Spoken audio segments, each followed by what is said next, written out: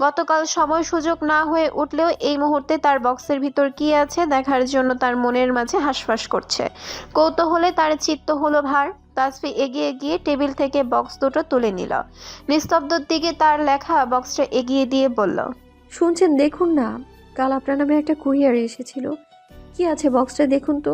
কি আছে তা দেখার জন্য তার আর তর সইছে না। বক্সটা খুলে তাসফি অবাক হয়ে চেয়ে রইল। তার বক্সটার মাঝে কতগুলো চকলেটের সঙ্গে একটি চিরকুটের মতো কিছু। সে অবাক হয়ে নিস্তব্ধর পানে চাইলো। তার বক্সেও একই রকম কিছু চকলেটের সঙ্গে লালা খামে মোড়ানো একটি চিরকুট। তাসফি কৌতূহলবশত সেটা খুলে পড়তে শুরু করলো। প্রিয় সম্মেলন, প্রশ্ন আসে না কারণ তুমি কখনো আমার প্রিয় ছিলে না। তবে বর্তমানে তোমায় আমি পছন্দ করতে শুরু করেছি। সবাইকে পছন্দ করতে চাই। জীবনে আর চাই না ভুল ভুল পথে এগিয়ে কারো চোখের কাঁটা হতে। জীবন আমায় অনেক কিছু দিয়েছে, আবার অনেক কিছু কেড়ে নিয়েছে। চেষ্টা করেছি কখনো অসৎ পথ অবলম্বন করে নিজের কাছে নিজের পছন্দের জিনিসগুলো হাসিল করতে, কিন্তু পারিনি। খারাপ কাজের ফল কখনো ভালো হয় না, সেটা আমি কয়েকদিনে যাবৎ উপলব্ধ করতে পেরেছি। তাসফি, তুমি সত্যি লক্ষ্মী মন্ত্রী, প্রতিবাদী একটা মেয়ে। মাঝে মাঝে তোমায় দেখে মনে হয় আমার থেকেও বড্ড ডজনখানি বয়সে ছোট হয়েও যে তুমি আমায় থেকে বেশি পরিবর্তন, বুদ্ধিমতী। নিস্তব্ধকে বেশি পছন্দ করতাম। বুঝই তো, একজন মানুষকে কতটা ভালোবাসলে নিজের খারাপ অভ্যাসকে পরিবর্তন করা তার নাই লিপ্ত হয়ে পারে মতো। কিন্তু সব ভালোবাসা যে পূর্ণতা পাওয়ার যোগ নেই, আমি মানতেও চাই না। ভেবেছিলাম আমি পূর্ণতা ছাড়ব, কিন্তু তা যে হওয়ার কথা নয়। ভাগ্য লিখিনি, কেউ বা করেনি পারে খণ্ডাতে। ওই যে উপলয় নিস্তব্ধ সেই দিন আমায় পার্কে চড় মেরেছিল, আর সুজনকে শত অবহেলার পরেও নির্লজ্জর মতো এসে আমার মাথায় হাত ধরেছিল। সেই দিন বুঝেছিলাম নিজের জীবনে চাওয়া ঘৃণিতর মাঝে সব কিছু পাওয়ার প্রাপ্তি নয়, এর বাইরেও বিপরীত অবলম্বন করেও নিজের জীবনে খুব কেউ খুঁজে নেওয়া যায়, যেমনটা সুজন করেছে আমায় ভালোবেসে। কিন্তু এসব সাথেও ও সুখে আছে। জীবনে সব কিছু হেরে গিয়েও পুনরায় সেই একটাই বিছানা ছুটেও তার দ্বারা যা সম্পর্ক পুরো নতুন কিছু ছোটা উচিত। চেষ্টা করলে জীবনে সফল আসবে। ভাবলাম এবার নিজের উপর একটু কথাগুলো এক্সপেরিমেন্ট করব, দেখি। চাইলাম নিজের ভালোবাসা মানুষটাকে কতটুক ভরসাযোগ্য তাও দেখতে। তাই সেই দিন তোমার কাপে ঢেলে নিস্তব্ধকে ডিভোর্সের দেওয়ার কথা বলেছিলাম। তোমার জবাব শুনে বুঝেছি আসলেই নিস্তব্ধ তার জীবনের হিরেকে খুঁজে পেয়েছে। আমার আর কি কাজ? সুইজারল্যান্ড যাচ্ছি, আগামী সকাল 7টায় ফ্লাইট। ভাবছি ওখানে এবার নিজেকে ঘরে নেব। ভালো থেকো তাসফি। তোমার আর নিস্তব্ধ না আজ আর নাম ধরে নয়, চাইছি না কোনো পিছুটান ফেলে রাখতে। তোমার আর আমার গুণ, আমার ডাক্তার বন্ধুটা জীবন সুখী পরিবার রাখুক, ওই কামনাই করি। তোমাদের একটা ফুটফুটে বেবি হোক। তোমার বর মহাশয় খেয়াল রেখো, তার যত্ন নিও, কেমন? আল্লাহ হাফেজ। ইতি। আমাদের সকলের ঘাড়ে বসে রক্ত চুষা খাওয়া সবতৃপ্ত আত্মা। নিস্তব্ধ নিজের চিরকুটটি খুলে পড়তে শুরু করলো। প্রিয় ডাক্তার বন্ধু, প্রথম চিঠিটা লিখলাম তাসফিকে দিয়ে শুরু করলাম। তারপর ভাবলাম না হয়তো তোদের সাথে আর দেখা হবে না, তাই সকলের কাছে শেষ স্মৃতি হিসেবে এইটুক চিঠি নাই গচ্ছিত থাকুক। তোর সঙ্গে যদি কখনো অন্যায় করে থাকি মাফ করে দিস। জানি আমি অনেক অন্যায় করেছি, তাই বন্ধু হিসেবে মাপ চাচ্ছি। ধরে নে না, আমি তোদের সেই কলেজের প্রথম বছরে চুপচাপ থাকা বন্ধুটা। শেষ কয়েক বছরে তৃপ্তি হারিয়ে গিয়েছে, তাই তাই স্মৃতিটুক মুছে গিয়ে তোদের ভিতর থেকে তাসফি আর তোর দুজনকেই বিবাহিত জীবন সুখী হোক এই কামনায় ভালো থাকিস। পারলে আমায় ক্ষমা করে দিস। পারতেই হবে, অবশ্য আমায় মাফ করতে হবে বন্ধু হিসেবে। আমি চাই না কোনো পিছুটান রয়ে যাক এই দেশের মাটিতে। আগামীকাল আমার সুইজারল্যান্ড চলে যাচ্ছি, সকাল 7টায় ফ্লাইট। তোদেরকে শেষবারে দেখা বড্ড ইচ্ছে ছিল, কিন্তু ভাবলাম না। তেমন মলম লাগানোর চেষ্টাও করতে কোনো ক্ষত সৃষ্টি করতে চাই না। এখন তখন মলমগুলো তো অবশিষ্ট থাকলো না। ইতি তোদের সকলের ঘাড়ে বসে রক্ত চুষা আত্মা। চিঠি শেষে নিস্তব্ধ তাসফি একে অপরের দিকে কয়েক সেকেন্ড চোখ পিট করে চাইল, অতঃপর শুরু করলো দৌড় প্রতিযোগিতার রেস। ব্যস্ত হলো নিজেদের কর্মে। কাল বিয়ে বাড়ি থেকে আসার পর পুরো ঘর এলোমেলো ছিল, বসে বসে আশা তাই গুছাচ্ছিল, আর সুজন বিছানায় বসে বসে কলা খাচ্ছিল। গোছানোর এক ফাঁকে সে কাল রাহেলা বেগমের রেখে যাওয়া ফ্লোরে দুটো বক্স দেখতে পেল। ভ্রু কুঁচকে সে সুজনের দিকে চাইল। এগুলো এখানে কে রেখেছে? সুজন বক্স দুটোর দিকে এক পলক চেয়ে শুধালো। এগুলোর কথা তো মনেই নেই, নিয়ে এসে তো এগুলোকে পাঠালো হঠাৎ। আপনি আনেননি? না। আশা হাতের কাজ ফেলে কৌতূহলে আগে বক্স গবেষণায় নামলো। একটা সুজনের দিকে এগিয়ে দিয়ে বলল, এই যে, এটা আপনার, নিন। অতঃপর নিজেরটা খুলতে চেষ্টা করলেও সফল হলো। আয়শা, তোমার নামের আগে প্রিয় সম্বোধন নেই। কারণটা খুব সাধারণ, কারণ তুমি আমার আমাদের ততটাও পরিচয় নেই। তবুও একটা বিষয়ের কারণে চিঠিটা তোমার উদ্দেশ্য লেখা।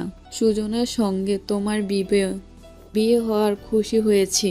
আমি বিয়ে হওয়ার খুশি। তুমি আমার ব্যাপারে জানো কি না তা নিজ হিমগ্নতায় ভুগেছি। জেনে থাকো আর না থাকো, তবুও তোমার সত্যিটা জানিয়ে যাচ্ছি। যদিও জেনে থাকো, তোমার মনে কোনো রকম প্রতিশোধ অভিমান সৃষ্টি না হোক।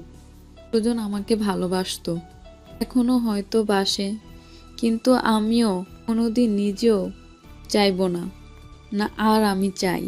তাই আমাকে আর সুজনকে নিয়ে যদি তোমার মনে কোনো সন্দেহ থাকে, তবে প্লিজ সেটা দূর করে নিও। নিজেদের নতুন জীবনের শুভ হোক। আগামী সকাল 7টায় ফ্লাইট, সুইজারল্যান্ড চলে যাচ্ছি। আমার জন্য দোয়া কইরো যদি পারো। তোমাদের নতুন জীবনের জন্য শুভকামনা রইল। ভালো থেকো। ইতি, তৃপ্তি আহসান। সুজন খুব ধীরে গতিতে নিচের চিরকুটটি মেলে ধরল চোখের সামনে। চিরকুটের ভাঁজ খুলতেই তার চোখের সামনে ভেসে উঠল অতি পরিচিত গোছানো গুটিসুটি অক্ষরে লেখা বাক্যাংশ।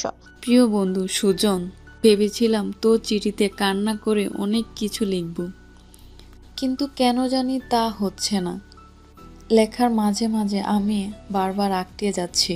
লেখাগুলো কেমন জানি খাপছাড়া লাগে। তুই যে আমায় ভালোবাসতি, আমি সেটা জানতাম না। আবার একটা সময় জেনেও বুঝেও অদেখার ভান ধরেছিলাম থাকতাম। তুইও সেম কাজটাই করেছিস। এমনকি আজও পছন্দ আমায় তুই মুখ ফুটে বলিসনি ভালোবাসিস।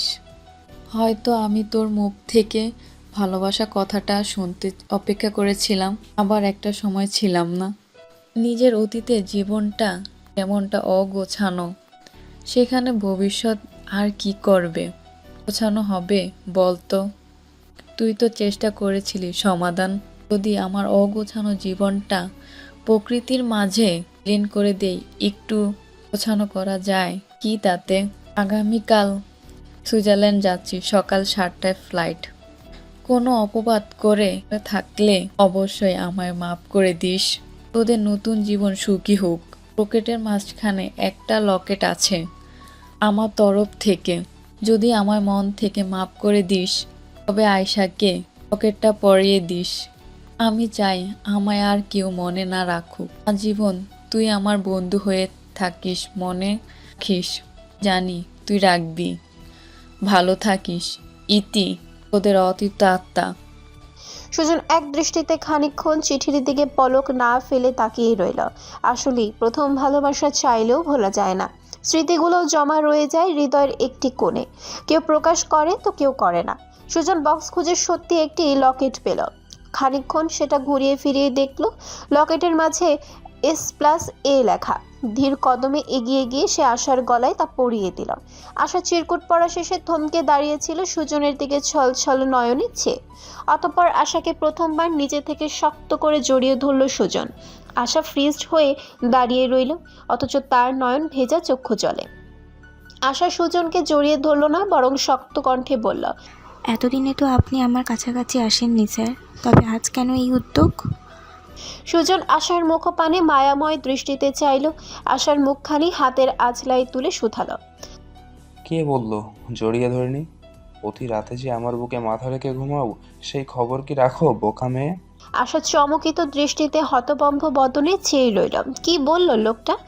তৃপ্তিকে আমি ক্ষমা করেছি বহু আগে। এখন আর ওর জন্য আমার মনে কোনো জায়গা নেই আশা।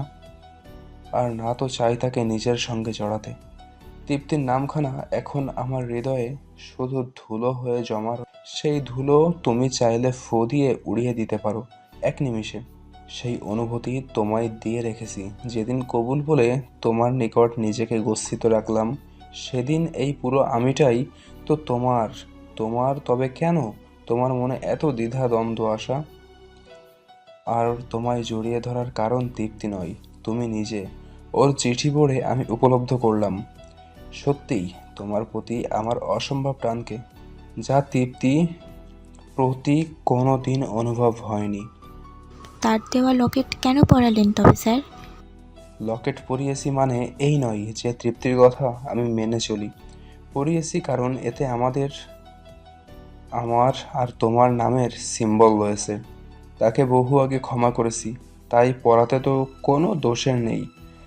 তাছাড়া সবাইকে একটা শেষ সুযোগ দেওয়া উচিত। তোমার ভালো না লাগলে খুলে ফেলতে পারো। আশার জবাবের অপেক্ষা করল না সুজন, একটানে লকেটটা খুলে ছুঁড়ে ফেলে দিল বাহিরে। বাতাসের ঝাপটায় তা কোথায় গিয়ে পড়ল কে জানে। কি করলেন? ফেললেন কেন? আশা আতঙ্কিত সুরে শুধালো। জীবনটা আর কোনো তৃতীয় ব্যক্তির আগমন না হোক। আশা কয়েক পলক সুজনের পানে চেয়ে রইল। সুজনের শক্ত সামর্থ্য হাতটা শক্ত করে ধরল, টেনে নিতে নিতে হাঁটা ধরল। আসুন। কোথায় যাচ্ছ? সৃজন আরশি আয়নার জন্য যে বক্স পাঠিয়েছে তাতে একই লেখা, একই সম্বোধনের সহিত। প্রিয় আসি, তোদের সঙ্গে কথা হয়নি অনেক দিন হলো যাবৎ। তবে তোরা আমার খোঁজ খবর না নিলেও আমি ঠিকই সব সময় তোদের খোঁজ খবর রাখি। গোছারে হোক বা চিন্তা থেকে তোদেরকে সত্যি ভীষণ ভালোবাসি রে। এখন পুনরায় বাসতে শুরু করেছি। তোদের সঙ্গে কত অন্যায় করেছি, পারলে আমায় ক্ষমা করে দিস। সুইজারল্যান্ড চলে যাচ্ছি আগামীকাল সকাল 7টায় ফ্লাইট। কথা না করুন, আজ যদি প্লেন ক্র্যাশ হয় তবে আমার থেকে সবচেয়ে ইষ্ট খুশি বোধহয় কেউ হবে না। যদিও জানি নিজের মৃত্যুর কামনা নিজে করতে নেই, তবু ওই যে অপরাধের হাতটা তা চাই রে। দেখি পারি কিনা জীবনটাকে নতুন করে গড়ে নিতে। ভালো থাকিস তোরা, আল্লাহ হাফেজ। ইতি তোদের সকলের ঘরে বসে রক্ত চুষা খাওয়া তৃপ্ত আত্মা। সৃজন সময়ের হিসাব করলো, বক্সটা কাল পাঠিয়েছিল, আজ তবে চমকে উঠল সে। এখনো ঘন্টাখানিক সময় বাকি আছে। তৃপ্তির নম্বরে ফোন করলো সে, তবে ততক্ষণে তা বন্ধ বলছে। বোধহয় সূর্যি মামা ইতিমধ্যে ডুব দিয়েছে পশ্চিম দিগন্তে। তৃপ্তি উদাস নয়নে তাকিয়ে আছে এয়ারপোর্টে চলাচল মানুষজনের পানে। আর মাত্র আধা ঘন্টা পরে সে উড়াল দেবে ওই দূর আকাশে, থাকবে না আর এই বাংলাদেশে, হারিয়ে যাবে নতুন পথের খোঁজে। তার চোখ বেয়ে গড়িয়ে পড়া অশ্রুকণাগুলো খুবই অযত্নে মুছে নিল। কি দরকার তার চোখের পানিকে এত যত্ন করে? পড়ুক না একটু জল, ক্ষতি কি তাতে? বাংলাদেশে এখন তার নিজের বলতে কিছুই নেই, শুধু বন্ধুগুলো ছাড়া। তারাও কখনো তাকে কোনোদিন ক্ষমা করবে কিনা জানে না। খুব ইচ্ছে করছিল শেষবার সকলকে একটু দেখার, আবার মনে হলো না থাক, সব ইচ্ছে যে পূরণ হয় না। হে খোদা, তুমি শক্তি দাও বাকিটা জীবন লড়াই করে বাঁচার। আর কোনো পাপে লিপ্ত হতে চাই না। তুমি তো অতি দয়ালু। কেউ আমার শেষ সুযোগ না দেখ, তুমি দিও। না হলে তোমার দরবারে আমি কি নিয়ে দাঁড়াবো? আমার এই ভর্তি জোড়ায় যে। নিস্তব্ধ নিজের গাড়িখানা এনে থামালো এয়ারপোর্টের সামনে। অতঃপর এক পলক তাসফির পানে চাইল। তাসফি মাথা নাড়ল। 7টা বাজার আগেই সে এসে পৌঁছাতে পেরেছে। এসেই তারা হাফ ছেড়ে বাঁচল। দুজনেই নেমে এলো গাড়ি থেকে। দুজনে এয়ারপোর্টের ভেতরে ঢুকতেই সেখানে সুজন আর আশা একটা গাড়ি থেকে নামলো। পরপর সৃজন, মাহিন, আয়ানা, আরশি সকলে। কি অদ্ভুত সবার মনের টান! আসলে জীবনের রেষারেষি, হিংসা, বিদ্বেষ, লোভ, ভালোবাসা এসবের থেকে বন্ধুত্বটা একটা আলাদা অনুভূতি, যা মুখে বলে বোঝানো বা ভাষায় প্রকাশ করার মতো নয়। এটা রক্তের কোনো সম্পর্ক নয়, আত্মিক সম্পর্ক গড়ে তোলে একে অপরের সঙ্গে। শত চাইলেও আমরা তা ভুলতে পারি না। 100 বছর পর দেখা গেলেও মনে হবে ওই মেয়েটা বা ছেলেটাই তো আমার বন্ধু ছিল। বন্ধু, বন্ধু। সেই বন্ধুটি যদি আমাদের কাছে এসে কখনো বলে, আমায় ক্ষমা করে দিস রে, ভুল হয়েছে, তখন অটোমেটিক চোখে অশ্রু ঝরে, অভিমানের পাল্লায় ভাটা পড়ে। এটাই বন্ধুত্ব। কখনো কখনো কোনো বন্ধু খারাপ কাজে লিপ্ত হলো না, ভালো কাজে, সে যাই হোক, জেনে বা অজান্তে প্রিয় বন্ধুটার সৎ কাজে তাকে সঙ্গ দেয়। তেমনি ভাবে প্রিয় বন্ধুর প্রতারণাও বড্ড ভয়ঙ্কর। তৃপ্তি আনমনা হয়ে নিচের দিকে মুখ করে বসেছিল। তৃপ্তি, হঠাৎ পরিচিত কণ্ঠস্বর, নিজের নামখানা কারো মুখে শুনে চমকে সামনে তাকালো। তার সামনে দাঁড়িয়ে থাকা মানুষগুলোর মুখশ্রী পানি বিস্মিত দৃষ্টি তাক করে উঠে দাঁড়ালো। তার সামনে এক এক করে এসে দাঁড়ালো পুরো বন্ধু মহল। পুনরায় পানিতে টইটুম্বুর হলো তার চক্ষু। সবাই যে এভাবে আসবে তা তার কল্পনারও বাহিরে ছিল। তাসফি, আশা, আয়ানা, আরশি এসে তৃপ্তিকে শক্ত করে জড়িয়ে ধরল। তাসফি ফিসফিস করে তার কানে কানে বলল, আপু, তুমি আমার জীবনে দেখা প্রথম ব্যক্তি যে কিনা নিজের ভুল শুধরে নিয়ে নিজেকে বদলাতে চাচ্ছে। অতীতে যাই করে থাকো না কেন, বর্তমানের তুমি ভীষণ ভালো আপু। তাছাড়াও অতীতকে আঁকড়ে ধরে বাঁচতে চাইলে কেউ জীবনে সফল হতে পারে না। জীবনের ভুলগুলোকে যে শুধরে নিতে পারে, পরবর্তী ধাপে আগাতে পারে, সেই তো চেনে আসল জীবন। তুমি খুব ভালো থেকো। দোয়া করি তোমার জীবনেও এমন একজন আসুক যে তোমায় মাথায় করে রাখবে। তৃপ্তি অবাক দৃষ্টিতে তাসফির দিকে চেয়ে রইল। যে মেয়েটা তার কৃতকর্মের কারণে তাকে খোঁচা দিয়ে কথা বলতো, আজ সেই। জীবন আসলেই ভীষণ সুন্দর যদি তুমি সৎ পথে জীবন পরিচালনা করো। আরশি বলল, তৃপ্তি, তোকে আমরা সকলে আসলে অনেক ভালোবাসতাম জানিস, কিন্তু মানুষের কিছু খারাপ অভ্যাস, স্বভাব আমাদেরকে সেই মানুষটির থেকে মুখ ফিরিয়ে আনতে বাধ্য করে। আমরা বুঝি তুই পরিস্থিতির শিকার, তবুও নোংরা কাজ তো নোংরাই রয়ে যায় বল। কিন্তু তুই আজ যে সিদ্ধান্ত নিয়ে দেশ ছাড়ছিস, তোকে আমরা স্যালুট জানাই। কজনই বা পারে এমনটা করতে। আজকাল তো লোভ আর হিংসায় দুনিয়া তোলপাড়। কখনো যদি তোর কথা কারো কাছে বলার থাকে, আমরা বুক ফুলিয়ে বলতে পারবো, আমাদেরও একটা বন্ধু ছিল এবং আছে, সারা জীবন থাকবে, যে নিজের ভুলকে শুধরে নিয়ে নতুন করে জীবন গড়ার তাগিদে পা বাড়িয়েছে। তার জন্য সবসময় দোয়া করি সে ভালো থাকুক, তার জীবনে এমন একজন মানুষকে পাঠাক সৃষ্টিকর্তা, যেন তার অন্ধকারে জীবনে ভাটা পড়ে, তার জীবনের ধূসর মেঘ কেটে সেখানে উজ্জ্বল ওই 7 রঙার রংধনুতে রাঙুক। তোকে বলবো না বাংলাদেশে থেকে যেতে, বরং বলবো ওই দেশে ভালো থাকিস, কারণ আমরা চাই সত্যি তুই নতুন করে জীবনটা শুরু কর। তুই নিজেই একজন ডক্টর, তোর তো কিছুর প্রয়োজন নেই, নিজের জীবন নিজেই পরিবহন করতে পারবি। বেস্ট অফ লাক দোস্ত। আশা বলল, অসংখ্য ধন্যবাদ আপনাকে আপু। আপনি নিজেও জানেন না আজ আপনি আমায় কি দিয়েছেন। আপনার দেওয়া লকেটটা পরতে পারছি না, তবে ভাববেন না, আপনাকে আমরা ক্ষমা করে দিয়েছি। ভালো থাকবেন আপু। নিস্তব্ধ এগিয়ে এসে তার চিরাচরিত গম্ভীর কণ্ঠে বলল, জীবনকে একটু সুযোগ দেওয়া উচিত। তুই দিচ্ছিস এবং জীবন অনেক সময় আমাদের এই সুযোগটা পায় না। তুই পাচ্ছিস এবং দিচ্ছিস। আশা করি ভবিষ্যতে ভালো থাকবে। একে একে সবাই বেস্ট অফ লাক জানালো। ফ্লাইটের অ্যানাউন্সমেন্ট করতেই তৃপ্তির সামনে পথা হাঁটা ধরল। আশা সুজনের হাতে চিমটি কাটল। সুজন শুধু একটাই বাক্য আওড়ালো, ভালো থাকিস, বেস্ট অফ লাক। সুজনের কণ্ঠে তৃপ্তি পিছু ফিরে চাইল। এতক্ষণে তৃপ্তির উজ্জ্বল মুখশ্রীতে হাসি ফুটল। তৃপ্তি ওই অবস্থায় পিছু হাঁটতে হাঁটতে অনেকটা দূরে চলে গেল। তৃপ্তি চিৎকার করে সকলের উদ্দেশ্যে বলল, তোরাও সবাই ভালো থাকিস দোস্ত। তৃপ্তি চোখের কোণ মুছে সামনের দিকে দৌড়ালো। খানিকক্ষণ বাদেই বিমানটি আকাশে উড়াল দিল। থাই গ্লাসের মাঝ দিয়ে প্লেনের অস্তিত্ব বিলীন হওয়ার আগ পর্যন্ত সবাই তাকিয়েই থাকলো। দেখা যাক জীবন তাদের পরবর্তীতে কোন পদক্ষেপে নিয়ে যায়। সময়টা রাত্রি ভাগের প্রথম ধাপে। জব্বার চাচার চায়ের দোকানে বসে আছে 4 বন্ধু। সকলের হাতে একটা করে সিগারেট। সকলে নিজেদের নিঃশ্বাস বন্ধ করে ভেতরে টেনে নিচ্ছে নিকোটিনের ধোঁয়া। খানিকক্ষণ পরে তা মুখমণ্ডলে ফাঁক ফোকরে দিয়ে বের করে দিচ্ছে বাহিরে। বিষাক্ত ধোঁয়াগুলো মিশে যাচ্ছে বাতাসের সঙ্গে, ফলে দূষিত করে তুলছে সেই নির্ভেজাল বায়ুকে। সিগারেটের ছাইটুকু অ্যাস্ট্রেটে ফেলানোর প্রয়োজন নেই। বেঞ্চের সামনে ফাঁকা থাকা মাটিতেই ফেলা যাচ্ছে তা চমৎকারভাবে। জব্বার চাচা ওদের দেখে মুচকি হাসে। আহা, কদিন আগেই ছেলেগুলো অবিবাহিত ছিল, এখন কেমন সবগুলোর ঘরে এক একজন বউয়ের প্রদীপ জ্বলছে। আহা, কি চমৎকার! সকলের ঘর এখন পরিপূর্ণ। এখন একখানা নাতিপুতি হলেই সম্পূর্ণ। ভাবলেই মনের আনন্দেরা ঝিলমিল করে পাখা মেলে। বিরাজমান নীরবতা ভেঙে সৃজন আওয়াজ তুলল, তৃপ্তির পরিবর্তন সত্যিই প্রশংসনীয়, কি বলিস? নিস্তব্ধ সুজন। কেউ কোনো জবাব দিল না। মাহিন ওদের খোঁচা দিল, মনব্রত পালন করছি নাকি তোরা বুঝলাম না। সৃজনের কথায় নিস্তব্ধ জবাব দিল, বিষয়ে কথা বলতে চাইছি না। আমার বোনকে একা রেখে এসে এখানে কি করছিস তুই? নিস্তব্ধর কথায় মাহিন থতমত খেলো। যা বাবা, এখন আবার এই বেটা তার পিছে কেন পড়লো?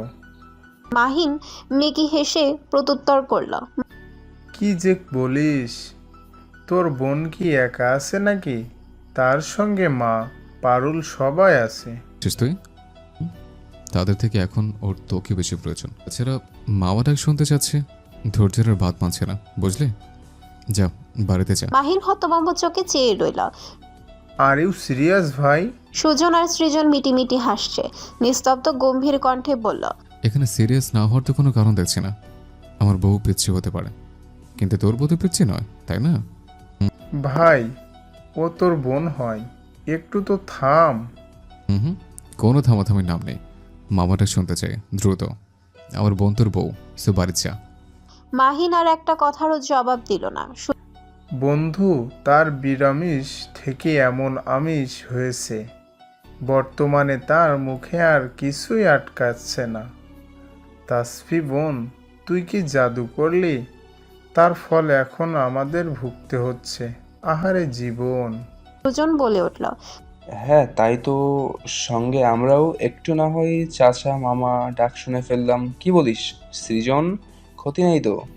সৃজনের মেয়ের থেকে তো শুনেছি, আরও একটার থেকে না হয় শুনলাম। মাহিন সুযোগ পেয়ে সুজনের কাঁধ শক্ত করে চেপে ধরে তীর্যক কণ্ঠে বলল, হ্যাঁ, তাই তো, তাই তো, একদম ঠিক বলেছিস বন্ধু। তবে তুমিও ফিন্ডে নেমে পড়ো কেমন? তুমি শুধু একা কেন মামা? চাচা ডাকো, শুনবে। আমাদেরও একটু শোনাও, আমরাও একটু শুনি। সঙ্গে নিজেও একটু বাবা ডাক শুনে। কি বলিস তোরা? নিস্তব্ধ আর সৃজন শয়তানি হেসে সায় দিল। সুজন শুষ্ক ঢোক গিলল। আশার কাছে পৌঁছাবে কি করে সে? এখন পর্যন্ত ঠোঁটে একটু চুমু খাওয়ার সুযোগ পেল না। আর তো বাবা ডাক, সে ডাক বোধহয় শোনার অপেক্ষা করতে করতে তার বোধহয় বছর পেরিয়ে যাবে, নাকি উপরওয়ালা তার জন্য অন্য কোনো ব্যবস্থা করে রেখেছে কে জানে। কথার মাঝে সুজনের ফোনে কল এসেছে, আশার ফোন। সুজন দূরে যেতে নিতেই মাহিন তার হাত টেনে ধরে বসিয়ে দিল। শুধু তাকে পচানো। এবার সেও পচবে। আহ, কোথায় যাচ্ছ চাচু? এদিকে আসো, এখানে বসে কথা বলো। আচ্ছা, এই যে আমরা কানে হাত দিচ্ছি, দেখ।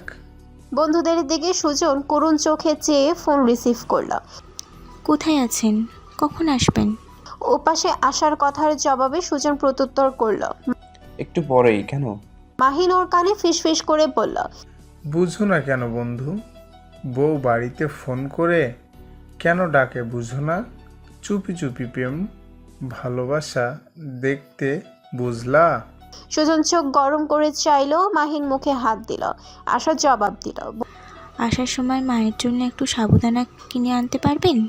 আসলে আমার ক্লাস নেই, আমি বের হতে পারবো না। তাছাড়া এত কষ্ট করার কি দরকার বলুন, তার জন্য তো আপনি আছেন। বলেই আশা হাসলো। আচ্ছা, আনবো। বলেই সুজন কোনো রকমে তড়িঘড়ি করে ফোনটা কাটলো। উফ, বজ্জাত মেয়ে, বন্ধুদের সামনে তার প্রেস্টিজ এখনই পাঞ্চার করে দিচ্ছিল। ফোনে এভাবে কেউ বলে? মাহিন আর সৃজন ড্যাব ড্যাব করে সুজনের দিকে চেয়ে আছে। নিস্তব্ধর ওদিকে মন নেই। সে ফোনে কাউকে মেসেজ করতে ব্যস্ত। তার মুখাবয়ে ফুটে উঠেছে ক্ষণে ক্ষণে এক টুকরো সুখের হাসি। সৃজন তাকে ধাক্কা দিল, শুধালো। আরে বেটা, কি করছিস বলতো ফোনে?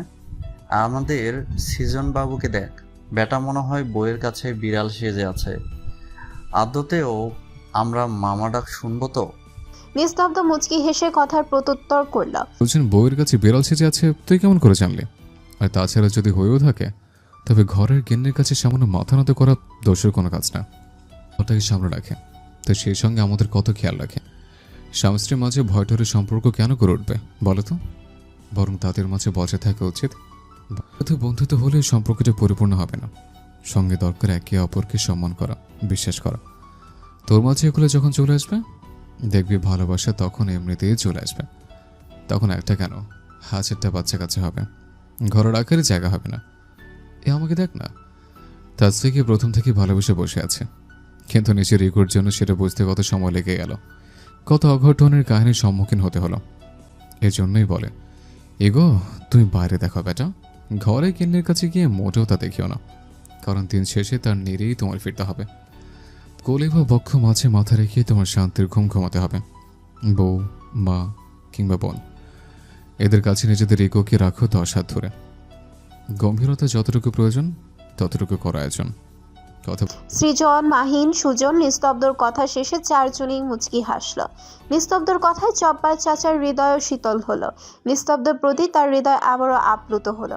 এই জন্যই তো এই ছেলেটাকে তার বেশি ভালো লাগে। কি সুন্দর করে গুছিয়ে কথা বলে। নিস্তব্ধ ওসমান ভিলায় পৌঁছে নিজের রুমে প্রবেশ করতে তাসফি দৌড়ে এসে নিস্তব্ধর গলা জড়িয়ে ধরল। আদরে সরে বলল, এত দেরি কেন করলেন? কখন মেসেজ দিয়েছি? কথা বলতে বলতে দেরি হয়ে গেল বাবা। তাসফি নিস্তব্ধর মুখের কাছে নাক নিয়ে গন্ধ শুকতে শুকতে তীক্ষ্ণ চোখে চেয়ে শুধালো। এ আপনি স্মোক করেছেন তাই না? নিস্তব্ধ শুষ্ক ঢোক গিল। এই রে, বউ তার ধরে ফেলেছে। নিস্তব্ধ লুকালো না, সত্যিটাই স্বীকার করলো। মেয়ে মানুষের থেকে কথা লুকানো মানেই ঝামেলা। বরং সত্যিটা বললে কিছুক্ষণ হুমকি তুমকি করলেও পরক্ষণে একটু আদরেই গলে জল হয়ে যায়। বরং লুকালেই রেগে লাল হয়ে যায়। জান, একটা খেয়েছে মাত্র। আচ্ছা তুমি বলো, আমি কি স্মোক করি? মাঝে মাঝে তো মাত্র। নিস্তব্ধ টুপ করে তাসফির এগিয়ে থাকা ঠোঁটে চুমু খেল। তাসফি বিরক্তিকর স্বরে বলল, ছি, যান ব্রাশ করে আসুন, খাইসটা লোক। ফ্রেশ হয়ে আসুন যান। ডক্টর মানুষে এতটা পিশাচ হয় আমি তো আগে জানতাম না। নিস্তব্ধ তাসফিকে কোলে তুলতে তুলতে ফিসফিস করে শুধালো। হুম, তা তো হবে না সুইটহার্ট। এবারে এই খাসটা লোকের মাঝে আপনি নিজেকে বিলেন করবেন। তাসফি আতকে উঠল। এই না, শুনুন, সম্ভব না এখন। শুনুন, হবে না, কিছুতেই সম্ভব না। আপনাকে আমার কিছু বলার আছে, আমি তাই তো দ্রুত চলে আসতে বললাম। নিস্তব্ধ প্রেয়সীর ভয়ার্ত মুখের পানে ভ্রু কুচকে চাইল। তাসফিকে খাটে বসে সে ফ্লোরে হাঁটু গেড়ে বসলো। কি ব্যাপার বলো তো, শরীর খারাপ তোমার? তাসফি মাথা নাড়ল। নিস্তব্ধ চোখে মুখে হাত ঠেকিয়ে দেখল। এই চট্টর এলো নাকি? তাসফি তাও মাথা নাড়ল। নিস্তব্ধ এবার রেগে গেল। আরে বাবা, তবে বলবো তো কি হয়েছে? এভাবে ভাবনা রাখলে ভাল লাগে? তাসফি ছোট্ট বাচ্চাদের মতো লজ্জায় 2 হাতে মুখ ঢাকলো। নিস্তব্ধ জোর করে তার মুখ থেকে টেনে হাত সরালো। হ্যাঁ, কি মুশকিল! আপনি কি এখন আমার ঠিকঠাক মতো একটু লজ্জা পেতেও দেবেন না? নিস্তব্ধ শুষ্ক ঠোক গিল। বউয়ের মতিগতি তার ঠিক লাগছে না। অজানা আশঙ্কার উত্তেজনায় তার বুক সামান্য কাঁপছে বোধ হয়। না, আগে আমার সবটা ক্লিয়ার করো, তারপর লজ্জা পেও। ধুর, আপনি বুঝতে পারছেন না। কদিন পর মা হলে তো এত লজ্জা পেতে পারবো না, এখনই একটু পেয়ে রাখি। বলেই তাসফি জিহ্বায় কামড় দিল। নিস্তব্ধর মাথায় যেন বজ্রপাত হলো। মনে চাইছে ইহা সত্য না হোক। থতমত খেয়ে গেল। মানে কি বলছো? মাথা ঠিক আছে? তাসফি মুখে মুচকি হেসে নিস্তব্ধের কাজ সরিয়ে তার কানে কানে ধীরে সরে শুধালো। ডক্টর সাহেব, আপনার কার্বন কপি আসতে চলেছে। I'm pregnant. Are we ready mister husband? নিস্তব্ধ কানে যেন বজ্রপাত হলো ধুম করে। তার এখন দুঃখ পাওয়া উচিত নাকি খুশি হওয়া উচিত, এই মুহূর্তে তার অনুভূতি বোঝানো দায়। খানিকক্ষণ আগেই সে বন্ধুদের বলে এলো তার বউ পিচ্ছি, আর এখন সেই কিনা সেই। নিস্তব্ধ করুণ কণ্ঠে বলল, পিল খেয়েছিলাম জান, কি করে সম্ভব হলো? আমি কি জানি? আপনার 2 টাকার পিল কাজ না করলে আমার কি দোষ? তাসফির চরম মিথ্যা কথা বলল। আসল কথা হচ্ছে সে ইচ্ছে করে ওষুধ খায়নি। তোমার শরীরের কন্ডিশনে এই মুহূর্তে বেবি ক্যারি করতে প্রস্তুত নয় বউ। অসুস্থ হয়ে পড়বে তুমি। বোঝার চেষ্টা করো। কি যে বলেন না, আমার বয়স একদম পারফেক্টলি 18+। কিছুদিন পরেই তো 19 হবে। ওয়েট 50+, প্রেশারও একদম ঠিকঠাক। আর আপনি বলছেন প্রস্তুত নয়? আর এখন এইসব বলেও লাভ নেই, বুঝেছেন? আমাদের সন্টু সোনা এখন আমার পেটের ভিতর। তাসফির তীক্ষ্ণ চোখে চেয়ে বলল, আপনি কি আমায় কি বোঝার কথা বলছেন? কোনোভাবে আবার? নিস্তব্ধ তাসফির মুখ চেপে ধরল, প্রিয়সীর পেটে মুখ গুজে ফিসফিস করে বলল, শ্, আর একটা কথাও নয়, কিচ্ছু করতে হবে না। আমাদের সোনামণি দুনিয়া আসবে, এ রঙিন জগতে আলো দেখবে। এই সোনামণি কেন বলছেন? সোনা বাবু বলুন। ইয়া আল্লাহ, আমার দোয়া তুমি কবুল করো। নিস্তব্ধ মুচকি হাসলো। সত্যি বাবা হওয়ার আলাদা একটা অনুভূতি আছে, সবাই তো উপলব্ধি করতে পারে না। তাই তো এখনো সমাজে কেউ কেউ নিজের অবৈধ জারজ সন্তানকে ফেলে দিয়ে আসে পচা নর্দমার মাঝে। আহা জীবন, এতই তুচ্ছ বুঝি একটা জীবনের মূল্য মানুষের বিবেকের কাছে। সুজন বাড়ি ফিরল সাবুদানা হাতে। ড্রয়িং রুমে তার রেখে উপরে উঠে গেল নিজের রুমে। বাইরে কেমন ঝড়ো হাওয়া দিচ্ছে। বিদ্যুৎ নেই নাকি? ঘরটা এমন অন্ধকার কেন? বেলকনি থেকে বাইরে ল্যাম্পপোস্টের আলোর একটুখানি পরশ দেখা যাচ্ছে। একই ইতোমধ্যে তো বৃষ্টির ফোঁটাও পড়তে আরম্ভ করেছে। তার ব্যালকনিতে কোনো সুন্দরী রমণী সেই বৃষ্টির ফোঁটা গায়ে মেখে খিলখিল করে হাসছে। হ্যাঁ, সে রমণী তার প্রিয়তমা অর্ধাঙ্গিনী। সুজন মন্ত্রমুগ্ধের ন্যায় এগিয়ে গেল সেদিকে। কানের কাছে বেজে চলেছে তার মধুর শ্রুতি, ভালোবাসি ভালোবাসি ভালোবাসি ভালোবাসি। সুজন, তোমার একান্ত রমণীকে জড়িয়ে ধরে গিয়ে বলো ভালোবাসি। সুজন বোধহয় বাতাসের সেই ফিসফিসানো ধ্বনি শুনতে পাচ্ছে। সত্যি সুজন তাই করল। ধীর কদমে এগিয়ে সে তার একান্ত রমণীর কোমর জাপটে ধরল, কাঁধে মুখ ঘষল, মুখে উচ্চারণ করলো শুধু একটাই বলি, ভালোবাসি ভালোবাসি। পুরুষালী স্পর্শে কেঁপে উঠল রমণী। সঙ্গে ভালোবাসার ধরিতে হৃদয় যন্ত্রের লাভ ডাব হলো তার দ্রুত থেকে দ্রুততর। বক্ষ মাঝে চলছে শ্বাসটানার নিদারুণ প্রতিযোগিতা। সুজনের অবাধ্য হাতের বিচরণের কণ্ঠে রোধ হয়ে এসেছে তার। কোনো মতে কণ্ঠ টেনে শুধালো, কি করছেন? ইস, সুজন আশার কম্পনরত শরীরটাকে হাতের সাহায্যে সামান্য ঘোরালো। তার ঠোঁট জোড়া তীর তীর করে কাঁপছে। সুজন আর ধৈর্য ধরতে পারল না, গম্ভীর চুম্বন করলো সে কম্পনরত ওষ্ঠে। আশা ক্ষণে ক্ষণে কেঁপে উঠল, হাত দিয়ে ঠেলে সরাতে চেষ্টা করে বলল, হুঁশ আছে আপনার? কি করছেন? কাজে বাধা দেওয়ায় সুজনের মেজাজ বিগড়ে গেল। আশার মুখ চেপে ধরে বলল, দূর বা, সব সময় বড্ড বেশি কথা বলো মেয়ে। বলেছি না ভালোবাসি, শুনতে পাওনি? কতভাবে বোঝাবো আর? আমার চোখের চাহনি বুঝো না? সে তোমাকে চাই, নিজের অস্তিত্বের সঙ্গে মেশাতে চাই। আশা শুষ্ক ঢোক গিল। কেন বুঝবে না সে? সে সব বুঝতেই পারছে। তবে মনের মাঝে যে ভয়, সেটা সে কাটাবে কেমন করে? সুজন আশাকে কোলে তুলতে তুলতে বলল, কথা বলবে না? ভয় নেই, আমি আছি তো। আশার উদ্বিগ্ন হৃদয় শীতল হলো এই একটা বাক্যের বিপরীতে। ভালোবাসাবাসীর রাতে সুজন মাঝি ও তার পাখির বাসার ভালোবাসা সফলভাবে পূর্ণতা পেল এই লগ্নে, এই ক্ষণে। মাঝে কেটে গিয়েছে আরও একটি মাস। আজ শুক্রবার। কদিন দেনা মোনা করার পর নিস্তব্ধ ঠিক করলো সুখবরটা আজ দিয়েই দেবে সকলকে। চিন্তায় সে বারবার কপালের ঘাম মুছছে। সবাই কেমন রিয়েক্ট করবে তাই নিয়েই টেনশন। 2 দিন আগেও ফুপু বলল, এই যে ভাইয়ের পুত, শোনো, কাজ বাজ একটু দেখাশোনা করো কেমন? মেয়েটাকে একটু সাবধানে রেখো। বয়স আরও কিছুটা বাড়ুক, তারপর ওসব বাচ্চা কাচ্চা নিয়ে ভাবা যাবে, বুঝলে? তাছাড়া এখন বইয়ের তোমার ডাক্তারি পড়ছে, শুধু শুধু একটা হাঙ্গামা বাঁধিও না, বুঝেছো? নিস্তব্ধ তখন শুধু শুষ্ক ঢোক গিলা ছাড়া কোনো উপায় ছিল না, কারণ অলরেডি তখন তাসফি প্রেগনেন্ট। তবুও তার মনে হয় না খবরটা শোনার পর কেউ রাগ করে থাকবে। প্রথমে খানিকটা হুমকি তুমকি করলেও পরে ঠিকই সবাই আলাদা আটখানা হবে, সে ঠিক জানে। কিন্তু নিস্তব্ধর এই কথাটা মুখে বলবে কেমন করে? এই পর্যন্ত সে জীবনে এতটাও লজ্জা পায়নি যতটা না সে এখন পাচ্ছে। নিস্তব্ধর পায়চারি দেখে তাসফি বিছানায় বসে বসে পা দোলাচ্ছে আর মুচকি মুচকি হাসছে। ইস, তার ডাক্তার সাহেবের এমন হতভম্ব চিহ্নিত মুখখানা দেখার জন্যই তো তার এসব নিস্তব্ধ কণ্ঠে উৎকণ্ঠা নিয়ে তাসফিকে শুধালো। মা, তুমি দাদি হতে চাচ্ছ, এভাবে বললে কেমন হয় বলো তো? এটা বেস্ট হবে, তাই না বলো? তাসফি বোঝার ভান করে মাথা দুলালো। ধুর, কিছু বলো। কেমন যেন বিচ্ছিরি লাগছে শুনতে। এটা বলা যাবে না, তার চেয়ে বরং এটা বলা যেতে পারে, বাবা তোমার ঘর আলো করে পরবর্তী প্রজন্ম আসতে চলেছে। না, এটাও কেমন যেন অড লাগছে। আচ্ছা, তবে আপা তুই ফুপি হতে যাচ্ছিস, এটা বলা যেতেই পারে, তাই না বলো? তাসফি সত্যি এবারে ভীষণ মজা পাচ্ছে।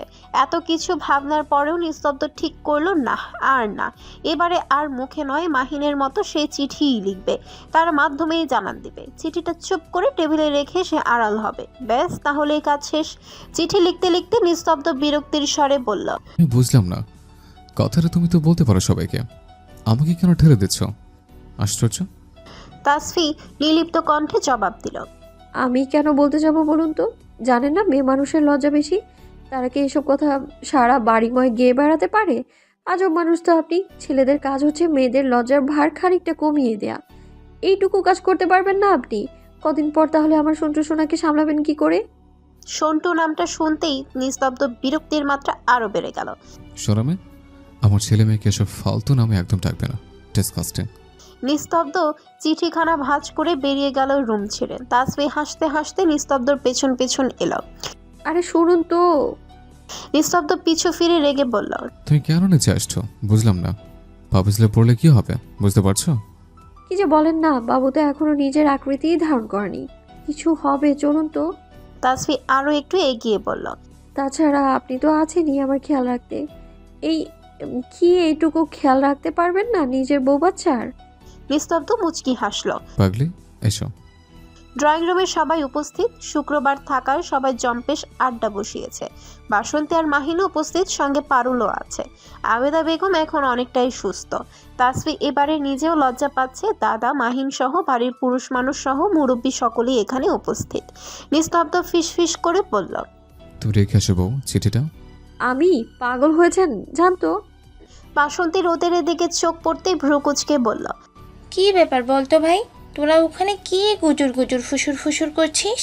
নিস্তব্ধ আমতা আমতা করল। বাসন্তী উঠে গিয়ে তাসফিকে নিজের পাশে এনে বসালো। আসলে বাসন্তীও প্রেগনেন্ট, তার খবর দিতেই একদিন আগে এই বাড়িতে এসেছে। মাহিন নিস্তব্ধর দিকে এগিয়ে গেল, ফিসফিস করে বলল, কি করছিলি ঘরে বসে বলতো? মাহিনের চোখ গেল নিস্তব্ধর হাতের মাঝে মুঠ পাকানো কাগজটার দিকে। এই তোর হাতে কি দেখি দেখি। আরে নিস্তব্ধ মুঠো খুলে মাহিন জোর করে কাগজটা নিয়ে নিল। সামনে মেলে ধরতেই মাহিন বিস্মিত চোখে একবার নিস্তব্ধর পানে চাইল। মাহিনের রিয়াকশন দেখে সবাই জিজ্ঞাসা দৃষ্টিতে তার দিকে চেয়ে আছে। তাসফি মুখ কাচুমাচু করে বসে আছে। বাসন্তী আর না পেরে খপ করে নিজের কাগজটা হাতে নিয়ে পড়তে শুরু করলো। পড়া শেষে বাসন্তীও কারোর জবাব দিচ্ছে না দেখে একে একে সকলের হাত পাঁচ করে শেষমেশ নিলয় সাহেবের হাতে নিয়ে পৌঁছালো। নিলয় সাহেব তা খানিকটা জোরেই পড়তে লাগলেন। আগামী কয়েক মাস পরে এই ওসমান বিলার পরবর্তী বংশধর আসতে চলেছে। আপনাদের সবাইকে খবরটা জানানো হলো। সবাই দাদা দাদু ফুফা ফুফি মাওই মা হতে চলেছে। ধন্যবাদ। সকলের চোখে খুশিতে চকচক করে উঠল। আলহামদুলিল্লাহ বলে উঠল সকলে। ফুফু চিৎকার করে ডাকলেন, ওরে রুম্পা, কোথায় আছিস? ফ্রিজ থেকে মিষ্টি বের করে নিয়ে আয়। আগে মিষ্টি মুখ কর, তারপর হারামজাদাটাকে ওষ্ঠা দেব। নিস্তব্ধ হতভম্ব হয়ে দাঁড়িয়ে আছে। কি করতে চাইলো আর হলো? তাসফি মাথা নিচু করে আছে লজ্জায়। নিলয় সাহেব গিন্নির দিকে ঝুঁকে ফিসফিস করে বলল, দেখ অনিমা, ছেলে নাকি তোমার এতটাও অধৈর্যশীল নয়। কোথায় গেল তোমার সে ধৈর্যশীল ছেলে? বাক্কা বেটা, বুঝলে? অনিমা বেগম চোখ গরম করে চাইলেন, সব সময় বেশি বোঝো তুমি। আল্লাহ চেয়েছেন তাই হয়েছে। হ্যাঁ, এখন তো সেটা বলবে। মাহিন নিস্তব্ধকে কোনোই দিয়ে গুঁতো দিল। তীর্যক কণ্ঠে বলল, নিস্তব্ধ রাগী চোখে তাকালো। মাহিন তার তোয়াক্কা না করে বলল, উফ, তা তো হবে না বন্ধু। তোমার এই চোখ গরমে আমি আর ভয় পাচ্ছি না, বুঝলে? ছেলে হলে আমার মেয়ের সঙ্গে তোর ছেলের বিয়ে দেব, এই আমি বলে রাখলাম। শ্বশুর মশাইকে কি করে টাইট দেবে আগেই শিখিয়ে পড়িয়ে দেব মেয়েকে, বুঝলি? হা হা হা। নিস্তব্ধ রক্তচক্ষু বদনে চাইল। মাহিন তার চাউনিকে পাত্তাই দিল না। বাসন্তী তাসফিকে জড়িয়ে ধরল শক্ত করে।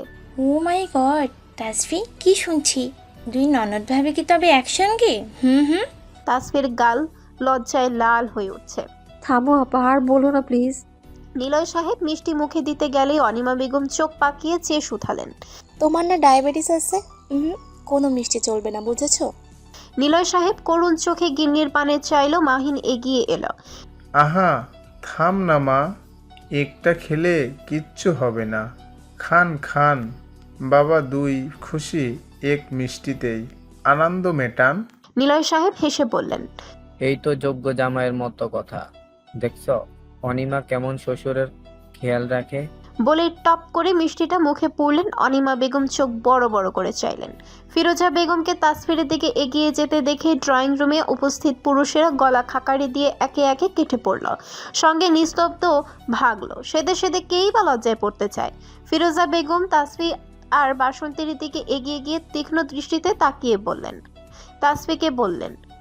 তাসফি আর বাসন্তী মাথা নাড়ল। বাসন্তী বলল, নানি, তুমি না অসুস্থ? রুম থেকে বের হয়েছো কেন বলো তো? চলো রুমে চলো। খুশির খবর শোনার পর আশা ভীষণ খুশি হয়েছে। বান্ধবীকে জড়িয়ে ছিল কতক্ষণ। নিস্তব্ধর বাকি বন্ধুগণ তাকে টিটকারি মারতে ছাড়েনি। সুযোগ একদম লুফে নিয়েছে। দেখতে দেখতে কয়েক মাস কেটে গেল। তবে সুফিয়া বেগম তাসফির পেট দেখে বলল, মাসির সঙ্গে পেটটা একটু উঁচু উঁচু লাগছে, তাই না রে অনিমা? তাসফি এখন একটু বেশি অসুস্থ। ঠিক মতো খেতে পারে না, যা খায় বমি হয়ে যায়। হাঁটতেও একটু সমস্যা। বেশিক্ষণ হাঁটলেই পেটে চিনচিন ব্যথা হয়। মাঝে মাঝে মনে হয় বাচ্চাটা সুরসুরি দিচ্ছে তাকে। মায়ের কথা শুনে অনিমা বেগম নিস্তব্ধর দিকে তীক্ষ্ণ দৃষ্টিতে চাইল। নিস্তব্ধ অবাক স্বরে শুধালো, আরে কি আশ্চর্য, তুমি আমার দিকে কেন তাকাচ্ছ এভাবে? তাকানোর কাজ করেছে তাই তাকাচ্ছি। তাসফির যাও তোমা, রেডি হয়ে এসো, আমরা হসপিটালে যাব। মায়ের চাউনিতেই নিস্তব্ধ খানিকটা ভয়ও পাচ্ছে। যদি কোনো সমস্যা হয়ে থাকে তাসফি যেতে চাইল না। আসলে তাসফি চাচ্ছিল না আলট্রা করে এখনই ছেলে বাবু না মেয়ে বাবু তা জেনে যেতে। সে চাইছিল একবারে বাবু দুনিয়ায় আলো দেখার পরেই সব জানবে। কিন্তু অনিমা বেগম তাসফির কথা মানলেন না। জোর করে নিয়ে চললেন হসপিটালে এবং রিপোর্ট দেখে বুঝলেন তার সন্দেহই ঠিক ছিল। রিপোর্ট হাতে শাশুড়ি বৌমা দুজনেই থমথমে মুখে বাড়ি ফিরল। নিস্তব্ধ চিন্তিত ভঙ্গিতে ড্রয়িং রুমে বসেছিল। মা তাকে সাথে নেয়নি। দুজনকে গম্ভীর মুখে আসতে দেখে তার চিন্তা আরো বেড়ে গেল। রিপোর্টে কি এসছে? নিজেই দেখে নাও বলেই তিনি রিপোর্টটা রেখে চলে গেলেন। নিস্তব্ধ একবার বইয়ের টম ফোলানো মুখের দিকে চেয়ে রিপোর্ট চেক করলো। রিপোর্ট দেখে তার মাথায় হাত। একটা নয় দুইটো বাচ্চা তার বইয়ের পেটে বেড়ে উঠছে। ও মাই গড। একদম কথা বলবেন না আপনি। এতে আমার দোষটা কোথায়? ওষুধ খায়নি কে? নিস্তব্ধ তাসফিকে শক্ত করে জড়িয়ে ধরে বলল, আমার যে কি আনন্দ হচ্ছে তাসফি, তুমি বলে বোঝাতে পারবো না। একটা নয় দুটো একসঙ্গে, ভাবতে পারছো তুমি? একসঙ্গে দুই কাজ শেষ। তাসফিও মুচকি হাসলো। অভিমানী কণ্ঠে বলল, আপনি আর কি বুঝবেন, সব কষ্ট তো আমার। আর কষ্ট লাগা পড়তে আমি আছি তো। তাসফি তৃপ্তির হাসি হাসলো। অনিমা বেগম কঠোর জারি ঘোষণা করলেন তাসফির নিচে নামা বন্ধ, সঙ্গে কলেজ যাওয়াও। ইন্টার্নি শেষ করতে আরও একটা বছর বেশি লাগুক, কোনো সমস্যা নেই। কিন্তু শরীরের ঝুঁকি তিনি কিছুতেই নিতে দেবেন না। মায়ের সঙ্গে বেবিরও সমস্যা হবে। ডাক্তার পই পই করে বলে দিয়েছে বেড রেস্টে থাকতে। ও আরেকটা কথা, এর মাঝে আরও একটি ঘটনা ঘটে গিয়েছে। এক মাস আগেই আশা জানলো সে মা হতে যাচ্ছে। সৃজন শুনে বুঝলো না সবাই কি একসঙ্গে যুদ্ধে নামলো নাকি। আশ্চর্য, যুদ্ধের মাঠ সেই শুধু একটু বেশি আগে পার করে চলে এসেছে। পান্নার পরে ওসমান ভিলার দ্বিতীয় বংশধরের আগমন ঘটল। মাহিন আর বাসন্তী প্রথম সন্তান নিবিড় আহসান। জন্মের পরে বাচ্চারা যতটা কান্না করে ছেলেটা মোটেও তেমন করে কাঁদেনি। সামান্য একবার কেঁদেছিল, কি কাঁদেনিটাই। এর মাস খানেক পরের ঘটনা। সেদিন ছিল ঝড় বৃষ্টির রাত। প্রকৃতিতে উত্থাল পাথাল বাতাস বইছিল। তাসফির হঠাৎ করে ব্যথা শুরু হলো, প্রচণ্ড ব্যথা। নিস্তব্ধ ছিল হসপিটালে। খবর পেয়ে হাসপাতালে ছুটে এলো। তার কপাল বেয়ে ঘাম টপ টপ করে পড়ছে। দীর্ঘ ঘন্টা শেষে দুজন নার্স দুটো ফুটফুটে শিশু বাচ্চা কোলে অপারেশন থিয়েটার থেকে বেরিয়ে এলো। বাচ্চা নর্মালই হয়েছে। নার্স দুজনে এগিয়ে আসতে আসতে হেসে বলল, কনগ্রাচুলেশন স্যার, আপনি এক ছেলে এক মেয়ের বাবা হয়েছেন। আমার ওয়াইফ। সেও সুস্থ আছে। সবাই হাফ ছেড়ে বাঁচলো। কতটাই না ভয় পেয়েছিল। মাহিন ছুটে এসে বাচ্চা ছেলেটাকে কোলে নিল। বাচ্চারা সাধারণত জন্মের পর ভীষণ কান্না করে, কিন্তু এই ছেলের মাঝে তেমন কিছুই দেখা গেল না। একদম শান্ত, কেমন ডাগর ডাগর চোখ মেলে চেয়ে আছে, কান্নার লেশ মাত্র নেই। তার ছেলে তো তবুও কেঁদেছিল, কিন্তু এ তো জন্ম থেকে আজকের পরিবেশের মতন থমথমে। মনে হচ্ছে কেমন আর দৃষ্টিতে গম্ভীর চোখে চেয়ে আছে বাবার দিকে। মাহিন আতঙ্কিত কণ্ঠে বলল, নার্স, বাচ্চা তো কান্না করতেছে না। নার্স হেসে বলল, আসলেই বাচ্চাটা কিছুটা ব্যতিক্রম ধর্মী। নিস্তব্ধ মেয়েকে কোলে তুলে নিল। তুলতুলে শরীরকে কোলে নিয়ে সে কেঁদে ফেলল। আর আমার ওয়াইফ? মা, আমি ধরতে পারছি না, এত নরম। যদি বলে যায় মনে হচ্ছে পড়ে যাবে। দেখো। ছেলের পাগলামির কথা দেখে অনিমা বেগম হাসেন। ছেলেটা শান্ত থাকলেও মেয়েটা একদম তার বিপরীত। গলা ফাটিয়ে কান্না করেই যাচ্ছে। বুঝতে পারছে না বাচ্চা একটা মেয়ের গলার আওয়াজ এত উচ্চ হয় কি করে। তার কান্না থামার নামই নিচ্ছে না। নিস্তব্ধ মুচকি হেসে মেয়ের কপালে আলতো চুমু খেয়ে মেয়ের নাম রাখলো নিহারিকা বিনতে নিস্তব্ধ। সঙ্গে যুক্ত করলো তা, নিহারিকা বিনতে নিস্তব্ধতা। নামটা বলার সঙ্গে সঙ্গে নিস্তব্ধতা হাসলো, যেন নামটা তার ভারী পছন্দ হয়েছে। তার উচ্চ গলার মতো কোনো নাম রাখলে বোধহয় তার গলার স্বরের সঙ্গে কান্নার বেগ আরও বেড়ে যেত। সুজন পাশ থেকে ফিসফিস করে বলল, সে কিরে বন্ধু, মেয়ে তো তোর গলা ফাটিয়ে চিৎকার জুড়ল, আর তুই কিনা নাম রাখলি নিস্তব্ধতা। নিস্তব্ধ শয়তানি হেসে বলল, জি, আর দেখে নিস তোর ছেলের সঙ্গে মেয়েকে আমি ঝুলাবো। দেখা যাবে। তাসফি সুস্থ হলে ভেঙচি কেটে নিজের ছেলের নাম রাখলো আদৃত শেখ নিভৃত। আসলে মায়েদের ছেলের প্রতি একটু বেশি টান থাকে জন্ম থেকে, আর বাবাদের মেয়ের প্রতি। নিস্তব্ধ নিজের নামের মতো নিস্তব্ধ থাকলো না অবশ্য, বাবার মতো সারাক্ষণ তাকে জ্বালিয়ে মারে। তাসফি একটু কাছ ছাড়াও হলেই কান্না করে ভাসিয়ে দেয়। আদৃত নিস্তব্ধতার থেকে 1 মিনিটের বড়, তবুও কি শান্ত। তাসফি রেগে মেয়ের দিকে চেয়ে বলে, দেখ দেখ তোর ভাই কেমন শান্ত হয়ে আছে। আমায় ক্ষমা দে মা, বাপের মতো আমায় আর জ্বালাতন করিস না রে মা, করিস না। নিস্তব্ধ তখন হাসে। বাবার হাসিতে নিস্তব্ধতাও তখন খিলখিল করে হেসে ওঠে, যেন সে বাবার পক্ষে। তাসফি বাপ বেটির দিকে রক্তচক্ষু বদনে চেয়ে থাকে। এর 2 মাস পরে আশার ডেলিভারি হয়। সুজন আর আশার প্রথম সন্তান সাদাফ সম্মাদার। আশাকে রিলিজ করার পরে ওসমান ভিলার সবাই গিয়েছিল সাদাফকে দেখতে। সাদাফের দিকে এক পলক তাকাতেই নিস্তব্ধতার সে কি কান্না কিছুতেই থামানো গেল না। সাদাফও শুরু করলো কান্না। দুজন একে অপরের কোন জন্মের শত্রু কে জানে। শেষে তাসফিরা বাড়ি থেকে না বেরোনো পর্যন্ত ওইটুকু মেয়ের কান্না থামলই না। সুজন নিস্তব্ধর কানে কানে ফিসফিস করে বলল, বন্ধু, তোমার মেয়েকে বোধহয় আর আমার ঘরে পাঠানো হলো না। নিস্তব্ধ রহস্যময়ভাবে হাসল। তাসফির ইচ্ছে করছিল মেয়েকে তুলে একটা আছাড় মারে। এইটুকু মেয়ে, অথচ তার কি তেজ। নিস্তব্ধ চোখ পাকিয়ে বলল, খবরদার আমার মেয়েকে যদি তুমি কিছু বলছো। নিহারিকাকে তাসফি ঠাস করে বাপের কোলে দিয়ে বলল। নিন তবে সামলান নিজে মেয়েকে। তাসফি অবাক হয়ে দেখে ওমা, মেয়ে তার বাপের কোলে গিয়ে শান্ত। হয়েছে বাপের নেওটা। নিস্তব্ধ মেয়েকে কোলে নিয়ে মুচকি হাসে। এর 4 বছরের মাথায় জন্ম নেয় মাহারিসা আহসান, মাহিন এবং বাসন্তীর দ্বিতীয় সন্তান। মেয়েটা ভারী শান্ত। তাসফি সারাক্ষণ মেয়েটাকে কোলে রাখে, আর তার নিস্তব্ধতা সে এখনো কেঁদেই যায়। ওসমান ভিলায় আসলে আদৃত গম্ভীর মুখে ছোট্ট মাহারিসার দিকে ড্যাব ড্যাব করে চেয়ে থাকে, আর তাসফি ছেলের গালে চুমু খায়। তা দেখে নিস্তব্ধতা গাল ফুলিয়ে রাখে। মেয়ের অভিমান দেখে তাসফি মুচকি হাসে। বোনের টোম ফোলানো মুখে আদৃত চুমু খায়। নিস্তব্ধতা তখন খিলখিল করে হেসে দেয়। প্রতিবারই তো সে এমন করে, ভাইয়ের থেকে আদর খেতে এসে ভান ধরে ভাইকে যে সে বড্ড ভালোবাসে।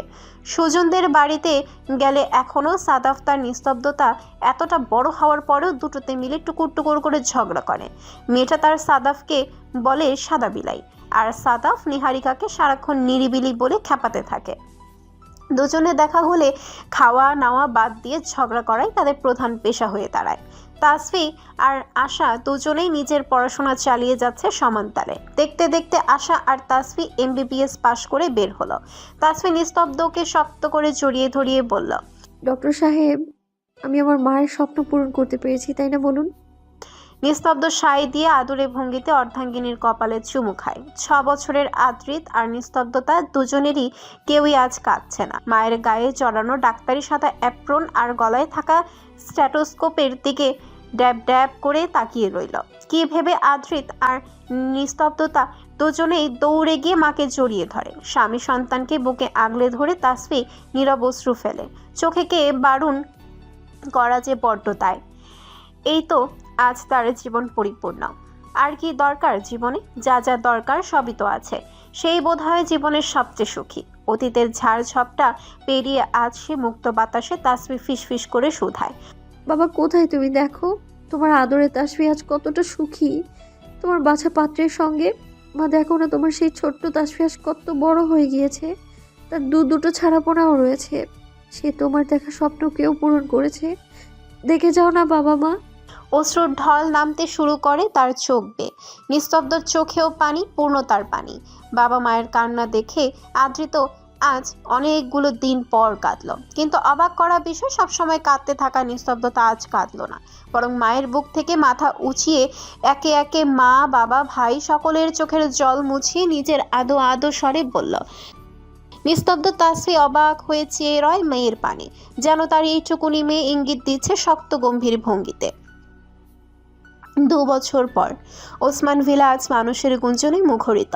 বাইরের কোনো মানুষ নয়, ঘরের মানুষ। নিস্তব্ধর পরিবার, মাহিন, সুজন, সৃজন, আয়ানা, আরশি, এমনকি তৃপ্তিও আজ উপস্থিত সেখানে। আজকে তৃপ্তির সঙ্গে 10 বছর আগের তৃপ্তিকে মেলানো বড্ড মুশকিল। তৃপ্তির পরনে কাতান শাড়ি, কোথাও ফাঁকফোকর নেই যেখান দিয়ে তার শরীরের একটি ভাঁজ অন্য পুরুষের চোখে দৃশ্যমান হবে। আর তার 1 বছরের মেয়ে কোলে। পাশে তার হাজবেন্ড নিখিল, বড্ড শান্ত ছেলে। আসলে তৃপ্তি জীবনের যে এক টুকরো সুখের খোঁজে বিদেশে পাড়ি জমিয়েছিল তা সে পেয়েছে। আসলে মন থেকে চাইলে এবং সেই অনুযায়ী কর্ম করলে আল্লাহ তাআলা আসলেই আমাদের তা দেন। ড্রয়িং রুমের সকল মুখে আজ হাসি আড্ডায় মুশকুল সকলে। সৃজন সকলের দিকে তাকিয়ে বলল, স্মাইল প্লিজ। অতঃপর এতগুলো মানুষ সকলে বন্দী হলো এক ফ্রেমে দেখা যাচ্ছে নিস্তব্ধ তাসফির হাতটা শক্ত করে ধরে আছে। মাহিন বাসন্তীর দিকে অপলক চোখে তাকিয়ে আছে, আর আশা আর সুজন একে অপরের দিকে মুগ্ধ দৃষ্টিতে তাকিয়ে আছে। তৃপ্তির কোলে নিজের মেয়ে আদ্রিত মাহারিসাকে নিয়ে যেন আঙ্গুল উঁচিয়ে ধমকাচ্ছে, আর মাহারিসা কাদো কাদো মুখ করে মাথা নিচু করে রেখেছে। সাদাফ আর নিস্তব্ধতা দুজনে চুল ধরে টানছে। আশার কোলে থাকা তার 1 মাসের মেয়ে কাশ্মীরের দিকে নিবিড় ভ্রু কুচকে তাকিয়ে আছে, যেন সে মেয়েটার আগমনে মনে মনে বড্ড বিরক্ত। অনিমা বেগম নিলয় সাহেবের দিকে হাস্য উজ্জ্বল মুখে ঘেঁষে বসা, আর বাকি সবাই স্বাভাবিকভাবেই হেসে তাকিয়ে আছে। হয়তো বহু বছর পর এই ফ্রেমটি নিজের জায়গা করে নেবে ওসমান ভিলের ড্রয়িং রুমের ঠিক মাঝখানে বিশাল আকারে। প্রত্যেকের জীবনের আজ ধূসর মেঘ কেটে তার জায়গায় সকলের মুখে ছড়িয়ে পড়েছে আজ ওই আকাশের ওই 7 রঙা উজ্জ্বল রংধনুর প্রজ্বলিত রশ্মি। সকলের মুখশ্রী আজ রঙিন, সেখানে নেই কোনো আর ধূসরের ছায়া। সময়টা ঠিক গগনে সূর্যি মামা অস্ত যাবার আগ মুহূর্তে। ঝিরিঝিরি বৃষ্টি হচ্ছে। ওমা, সে কি! হঠাৎ মেঘে ঢাকা আকাশ ধারণ করলো লালাভ বর্ণ। অদূরে রংধনু দেখা যাচ্ছে কি? হ্যাঁ, তাই তো। ওই তো দেখা দিয়েছে 7 রঙের রাঙা উজ্জ্বল রংধনু। ধূসর গগন আজ মেতেছে রঙে। সেজেছে লাজে, ভালোবাসার অসীম প্রেমে সেজে পড়েছে ফাঁদে। কহিব সেই অমর বাণী, আমি ভালোবাসি যে তোমায় হে সুন্দরী রমণী। আকাশের ওই ধূসর মেঘের ন্যায়, না ঠিক ওই উজ্জ্বল রাঙা রংধনুর ন্যায়।